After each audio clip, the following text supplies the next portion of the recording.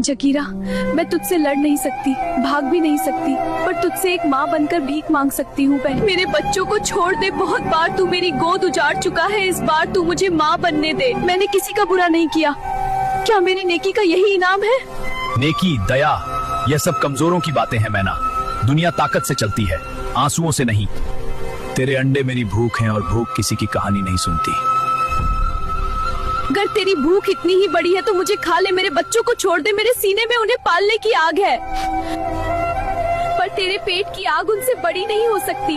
वो अभी इस दुनिया को जानते भी नहीं, उन्हें तो ये भी नहीं पता कि डर क्या होता है। मैना, तू सोचती है तू पहली माँ है जो रो रही है?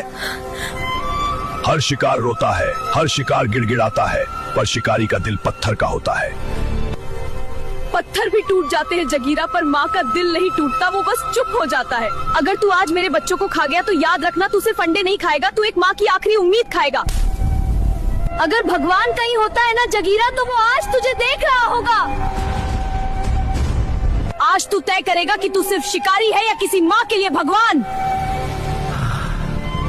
कुछ दिनों बाद जब गौरैया को पता चला कि उसकी बहन मैना माँ बन चुकी है, तो वह खुशी खुशी उससे मिलने चल पड़ी है। लेकिन जैसे ही वह मैना के अड्डे पर पहुंची, उसके होश उड़ गए। वहाँ बिखरा पड़ा था एक टूटा हुआ घोंसला और जमीन पर फैले थे टूटे हुए अंडे थे और जमीन पर मैना के पंख फैले हुए थे। यह सब देखकर गौरैया चिड़िया समझ गई कि यहाँ कुछ भयानक हो चुका है, कि ये उस बेरहम जगीरा का ही काम था। ये समझते ही गौरैया वहीं टूट कर बैठ गई और अपनी बहन मैना को याद करके फूट फूट कर रोने लगी। जगीरा, तूने अच्छा नहीं किया। इतना कहकर वह रोती हुई वहाँ से चल पड़ी।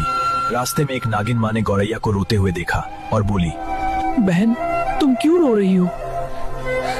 गौरैया चिड़िया ने अपनी बहन मैना की पूरी कहानी उसे सुना दी। इस बेरहम जगीरा का कुछ करना होगा ताकि किसी और माँ की गोद न उजड़ सके। नागिन गौरैया चिड़िया को साथ लेकर पक्षीराज के पास गई। क्या पक्षीराज बदला ले पाएगा या जगीरा की बेरहमी फिर एक नई तबाही लाएगी? सच जानना चाहते हो तो कमेंट में लिखो। पार्ट 3।